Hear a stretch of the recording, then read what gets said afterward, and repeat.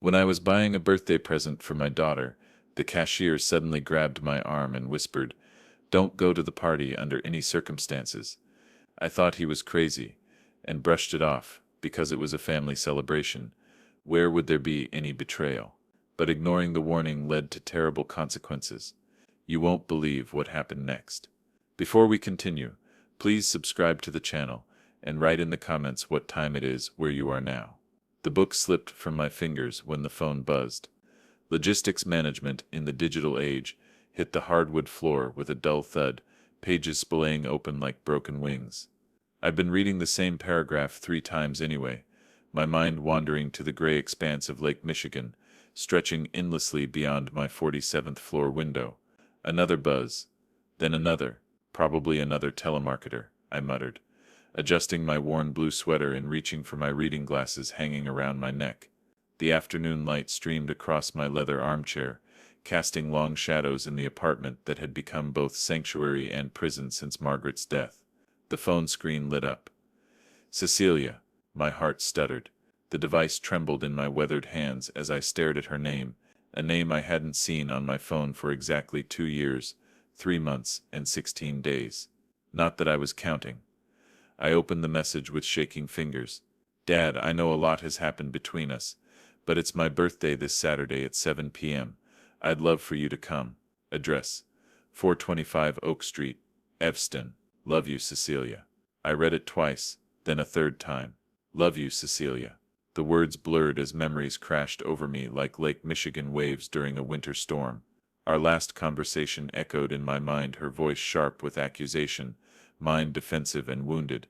"You don't understand what it's like, Dad. Luke lost everything in the business collapse. We're drowning here, and you're sitting on Mom's life insurance like it's some sacred trust fund. Your mother wanted that money for emergencies, not to bail out Luke's poor decisions. Mom would want us to help family, but you've always been selfish. That's why she worked herself to death, while you focused on your precious logistics career." The conversation had ended with a door slamming and 2 years of silence. I stood abruptly, the reading glasses swinging on their chain. My bare feet felt cold against the hardwood as I paced to the wall of family photos. Our life in frames. Margaret in her wedding dress, radiant and hopeful. Cecilia, 8, gap-toothed and grinning at her first piano recital. Luke and Cecilia's wedding day, when I had still believed he was good enough for my daughter. The phone felt heavy in my palm as I studied Cecilia's message again. October 25th. Her birthday was tomorrow. October 26th. How had 2 years passed so quickly? 2 years of silence. And now suddenly an invitation. I whispered to the empty apartment. "What's changed?" I touched the frame holding Cecilia's piano recital photo. She'd worn a blue dress that day, had practiced Chopin's Minute Waltz for months. After her performance, she'd run straight to me, ignoring the other parents' congratulations, and thrown her arms around my waist. "Did you hear, Daddy? I didn't make any mistakes. You were perfect, sweetheart. Absolutely perfect." Now she was 38, a mother herself. Time had carved lines I'd never seen around her eyes, created distance I'd never intended. The phone buzzed again. Probably another text, but I didn't look. Instead, I stared at that little girl in the blue dress, frozen forever in a moment, when I was still her hero, when love was simple and unconditional. The autumn light was fading, turning the lake a deeper gray. Somewhere in Evanston, my daughter was planning a birthday party. Somewhere in my chest, hope and suspicion wared, like opposing forces, neither willing to surrender completely. I clutched the phone tighter, my knuckles white against the black case, and wondered what had really prompted her to break 2 years of silence. I moved away from the photos, the phone still warm in my grip. 3 o'clock. The numbers on the cable box glowed accusingly as I walked past my desk toward the wall safe, hidden behind my collection of business journals. My fingers found the familiar combination, Margaret's birthday, and the metal door swung open with a soft click. Inside, beneath important documents, and Margaret's jewelry, lay the lottery ticket, still crisp after 3 months, the numbers printed in that distinctive blue ink. 7 1 4 2 3 3142, Powerball 18 $2 million after taxes. My retirement had just become very comfortable. I pulled out the ticket, and a photo tucked behind it. Myself at the Bellagio gift shop in Las Vegas, tired after a long day of logistics conferences. The cashier had been young, bored, checking her phone between customers. I'd bought water and on impulse 5 lottery tickets from the machine near the register. Feeling lucky today, she'd asked without looking up, just thirsty. I'd replied, pocketing the tickets and forgetting about them for weeks. 3 months ago, I'd finally remembered to check those crumpled papers buried in my travel bag. 4 losers and 1 life changer. The moment my laptop screen confirmed the numbers, I'd sat in stunned silence for 20 minutes, wondering if Margaret could see me from wherever she'd gone. I closed the safe and returned to my armchair, studying the ticket. The win hadn't been secret long. My neighbor, Mrs. Patterson, had sharp eyes and loose lips. She'd spotted the lottery officials' business cards on my door when they'd come for verification photos. "Preston heard you got lucky with those tickets. Congratulations," she'd chirped the next morning, her voice carrying down the hallway to anyone within earshot. Word spread through the building like smoke, then to Margaret's old bridge club, then who knows where else. In a city of millions, news about windfall money somehow finds its way to exactly the wrong ears. I leaned back in the chair, eyes closed, the ticket resting on my chest. 3 months since the win became public knowledge. 3 months, and now this invitation from Cecilia. The timing felt sharp as a blade against my throat. Of course someone could have talked, I murmured to the empty room. But could Cecilia have found out? My analytical mind, the same one that had optimized supply chains for 30 years, began connecting dots. Luke's financial troubles, Cecilia's pride preventing her from asking for help directly, a daughter who'd inherited her mother's intelligence and her father's stubborn streak, but also a daughter who'd once cried over injured birds, who'd saved her allowance to buy Christmas presents for strangers, the same girl who'd called me every Sunday during college, who'd asked my advice about everything from career choices to cake recipes. Traffic hummed 47 floors below. The lake darkened as clouds gathered, promising rain.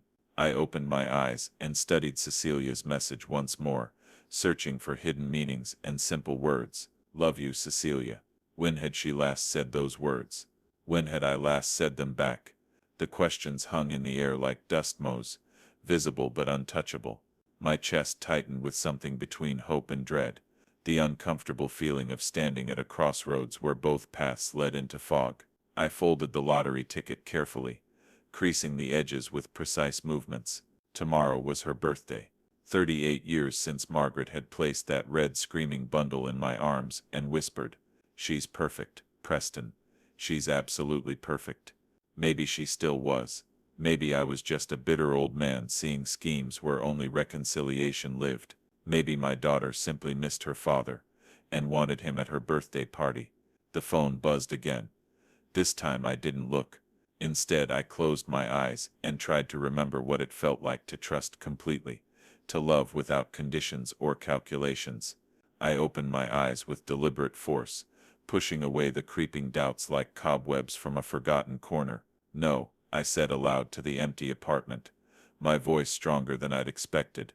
"I can't think like this about my own daughter. Maybe she really missed me. Maybe motherhood changed her perspective." Standing up from the chair, I felt energy returning to limbs that had grown heavy with suspicion. The lottery ticket crinkled as I placed it back in the safe, sealing away both the money and my paranoid thoughts about it.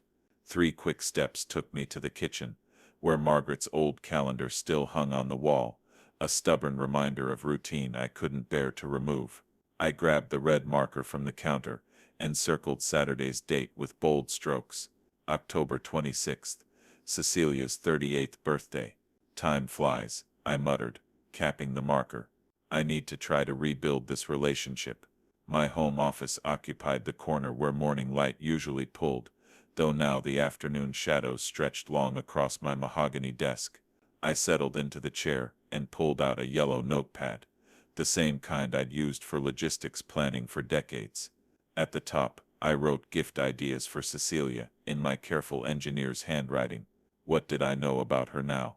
mother of 2 children whose names I barely remembered, marketing professional, lover of good wine, if memory served. But what about her deeper interests? What made her smile the way she had as a child? My pen hovered over the paper as memories surfaced. Cecilia at 8, practicing piano with fierce concentration, her small fingers stretching for octaves she couldn't quite reach, determined to master pieces meant for bigger hands. She'd loved jewelry too, had raided Margaret's jewelry box for dress-up games, draping herself in pearls and clip-on earrings while performing elaborate tea parties. Jewelry, I wrote, piano music books, family photos, and nice frames. The jewelry idea felt right. Something substantial, meaningful, a statement that said I valued her, that I wanted to invest in our relationship's future. The magnificent Miles shopping district was only a 15-minute taxi ride. I could find something beautiful at Tiffany's or Cartier, something worthy of the woman she'd become. I picked up the framed photo from my desk, Cecilia at her first piano recital, wearing that blue dress with white lace collar. Margaret had sewn it herself, working late into the evening for weeks, creating something special for our daughter's big moment. Cecilia had been nervous that morning, her small hands shaking as she practiced scales. "What if I forget the notes, Daddy?" she'd whispered while I adjusted her hair ribbon. "Then you'll remember them again," I'd said. "Music doesn't disappear, sweetheart. It's always inside you waiting." She'd played Chopin's Minute Waltz flawlessly that day. When the final notes faded, she'd looked directly at me in the audience, her face glowing with pride and relief. Then she'd run to me afterward, her dress flying, and thrown herself into my arms. "Did you hear, Daddy? I didn't make any mistakes. You were perfect, sweetheart. Absolutely perfect." I traced the photo's edge with my finger, feeling the weight of lost years. What recital had I missed? What achievements had gone uncelebrated? What fears had gone uncomforted? Because of pride and stubbornness on both sides. Tomorrow I would shop for jewelry, something elegant, timeless, perhaps pearls like the ones she'd admired in Margaret's collection.